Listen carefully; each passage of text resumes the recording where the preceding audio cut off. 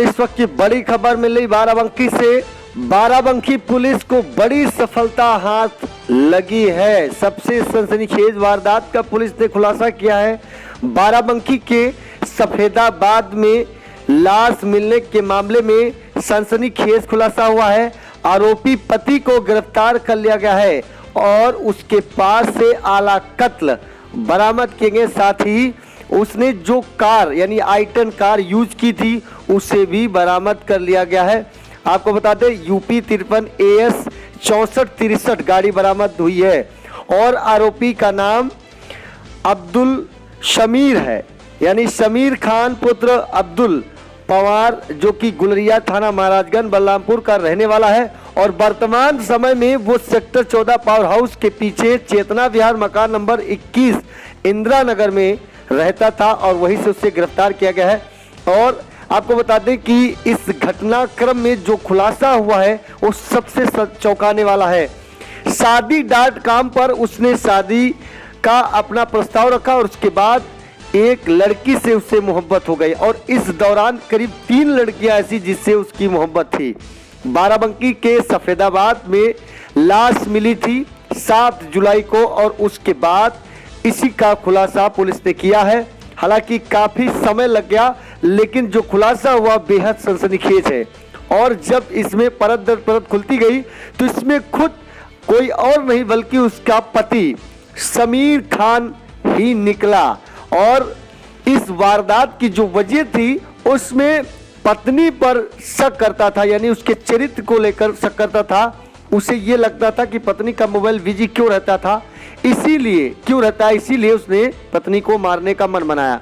और अभियुक्त और मृतका के निकाह का जो रजिस्ट्रेशन पेपर, सर्टिफिकेट, कपड़े, मृतका की ज्वेलरी सहित उसका जो मोबाइल सिम था वो भी बरामद हुआ। तो बड़ी और अहम खबर, वारदात 7 जुलाई को लाश मिली थी और उसी के आधार पर खुलासा हुआ है। और ये जो लाश थी सिर कटी, दोनों हाथ कटे, दोनों पैर कटे, धड़ बिल्कुल अलग था और उसके बाद पुलिस ने इस लाश को बरामद किया था। ये लाश सफेदाबाद में हाईवे के किनारे मिली थी और उसके बाद अभियुक्त को गिरफ्तार किया। अभियुक्त मूल रूप से बलरामपुर का रहने वाला है लेकिन बचपन से ही लखनऊ में रह रहा था। आरबी स्कूल इंदिरा नगर में कक्षा 5 तक उसने पढ़ाई की। 2005 में वो मुंबई चला गया और बांद्रा के चिकन शॉप में काम करने लगा और वहां पर काम करने के दौरान काफी पैसा इकट्ठा किया। अपनी शोहरत बनाने के लिए, अपना रुतबा दिखाने के लिए उसने कार खरीदी और पैसा खूब कमाया। और उसके बाद 2015-16 के आसपास उसकी मुलाकात मालन बादशाह नाम की लड़की से हुई जो कि बादशाह सेठ की थी। अंबेडकर नगर टाटा वसाहत मार्ग भारत नगर मुंबई के रहने के दौरान उससे प्रेम संबंध हो गए थे।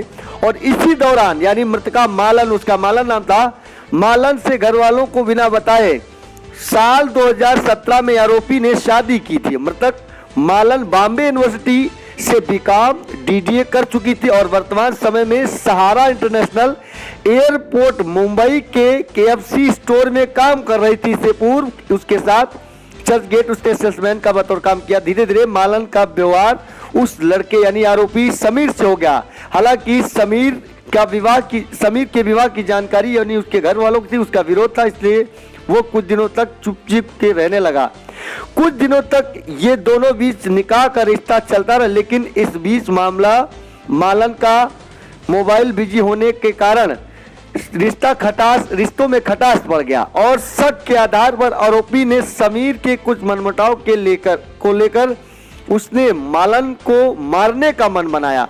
और जब मालन वो बलरामपुर यानी आरोपी के घर जाने की बात कह रही थी तो वो नहीं लाया, लेकिन एकाएक अचानक जब ये बात आ गई तो उसको लाने का उसने मन तो किया, लेकिन ये जो उसकी इच्छा थी वो कोई खौफनाक बड़ी साजिश करने की थी, यानी हत्या की जो साजिश थी उसने रच डाली और फिर उसने मार डाला मालन को लखनऊ में और लाश को आई-10 कार में भरकर, यानी जो कैरी बैग था उसमें भरकर यहाँ सफेदाबाद में फेंक दिया।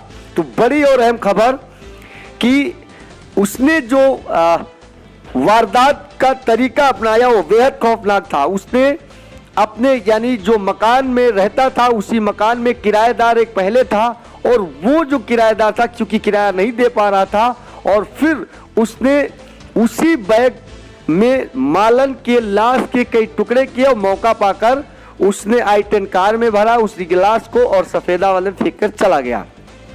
पुलिस को बिजली के बिल के साथ साथ तमाम ऐसे सबूत मिले, जिसके बाद वो यहाँ तक पहुँच गया।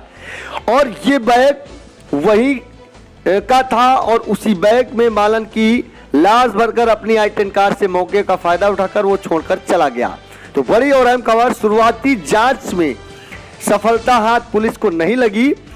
कुछ साल पहले के कुछ कागज यानी कुछ पेपर्स, कुछ कटिंग्स मिली थी जनेश्वर पार्क में, उसकी मुलाकात, कुछ टिकट जो बरामद हुए थे उसमें तमाम ऐसी चीजें थी, जिसके बाद पुलिस यहां तक पहुंच गई। तो बड़ी और अहम खबर, एक छोटा सा ब्रेक।